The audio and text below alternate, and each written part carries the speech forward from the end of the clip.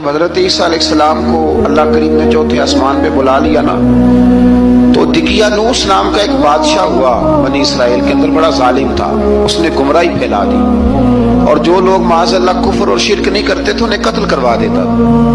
تو 7-8 نوجوان اپنا ایمان بچا کے بھاگے۔ او ہو اللہ، ساری دنیا مال بچا کے بھاگتی، وہ 7-8 نوجوان اپنا ایمان بچا کے بھاگے کہ یہ ہمیں کہیں کفر کی طرف نہ لوٹا دے۔ تو جا کے غار کے اندر چلے گئے تو ایک کتا بھی ان کے ساتھ ہو گیا۔ انہوں نے کتے کو بڑے روڑے مارے کہ یہ اگر بھونکے گا، آواز نکالے گا تو ہم پکڑے جائیں گے، ہم نے تو چھپنا ہے۔ پر اس کو نہ ولیوں سے پیار ہو گیا، اس نے کہا بھگاؤ جتنا مرضی مجھے، فطرت میری ہے کہ میں بھونکتا ہوں، پر جب اللہ کے ولی ہوں تو پھر میں ادب کرتا ہوں۔ یہ قرآنی واقعہ ہے۔ اچھا، یہ عین وہ واقعہ ہے قرآن مجید کا کہ جو بہت ساری چیزوں پر ویسے ہی نص ہے اور بہت ساری زبانیں ویسے ہی گنگ ہو جاتی۔ تو وہ 6-7 لوگ تھے، وہ چلے گئے غار کے اندر، جا کے انہوں نے پناہ لے لی۔ بادشاہ کو پتہ چل گیا کہ غار کے اندر ہے۔ اچھا، اللہ کی قدرت جیسے داخل ہوئے انہیں نیند آ گئی، یہ سو گئے۔ اور قرآن مجید کہتا ہے، قرآن مجید کے یہ لفظ ہیں کہ کتا غار کے منہ پر بازو پھیلا کے بیٹھ گیا، گویا اپنے مالکوں کی خدمت کر رہا ہے۔ اب میاں صاحب کی ایک بات کر لیں درمیان میں، میاں صاحب فرماتے ہیں جنہ تنا وچ عشق نہ رچیا، کتے ہونا تھی چنگے، اور چلو مالک دے کر راکھی کر دے، صابر بھوکے ننگے۔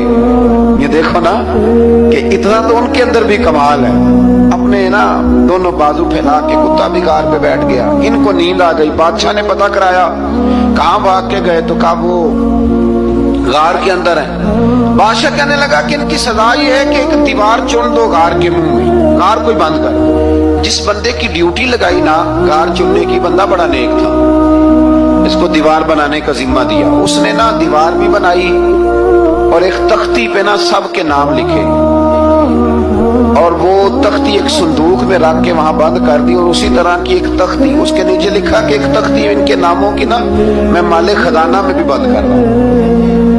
اللہ تبارک و تعالیٰ کی قدرت کے بعد مفسرین نے لکھا ہے وہ 100 سال تک سوئے رہے، اور بعض نے لکھا ہے کہ 300 سال تک سوئے رہے۔ 300 سال کے بعد اس طرح ہوا کہ حکومتیں بدل گئیں۔ بیدروس نام کا ایک بادشاہ آ گیا، وہ بڑا نیک دل تھا، اس نے ہر طرف حضرت عیسیٰ علیہ السلام کی شریعت کا پھر سے نعرہ بلند کیا۔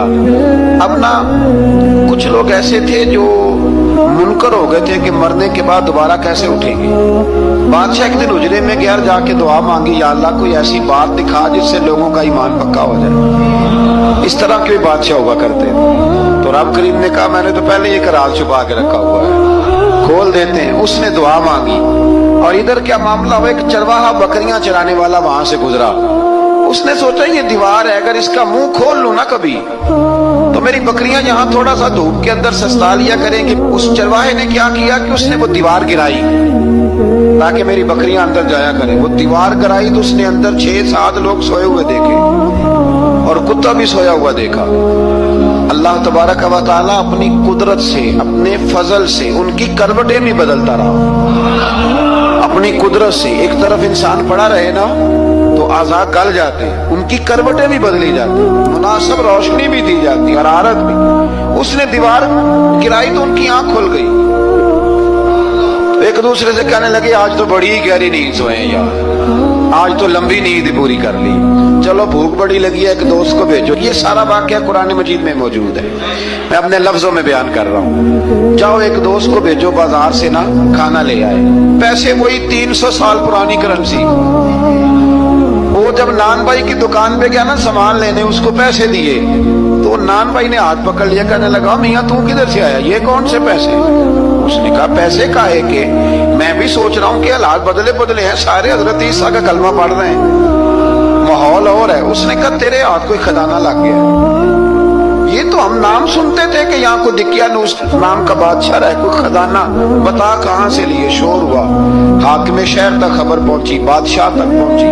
اس نے بتایا کہ بھئی ہم تو دقیانوس کے ڈر سے بھاگے ہیں، کل بھاگے ہیں یا آج سویرے، اتنا زیادہ ہمیں پتہ نہیں، کل یا آج سویرے بس نا اتنا سا ہمیں یاد ہے کہ ہم گئے تھے، بہرحال لوگ جمع ہو گئے، اکٹھے ہو گئے، غار تک پہنچے۔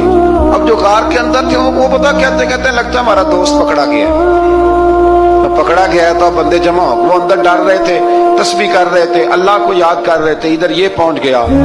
جب ان لوگوں نے یہ جیتا جاگتا رب کے فضل کا نمونہ دیکھا اور بادشاہ نے کہا کہ یہ کیا ہے، صندوق کھولا تو اس کے اندر وہ تختی لکھی تھی کہ یہ ان کے نام ہے، یہ دقیانوس سے ڈر کے بھاگے ہوئے ہیں، یہاں یہ سو رہے ہیں، اور اسی کی ایک تختی میں نے فلاں جگہ بھی دفن کیا، وہ تختی بھی وہاں سے نکل آئی۔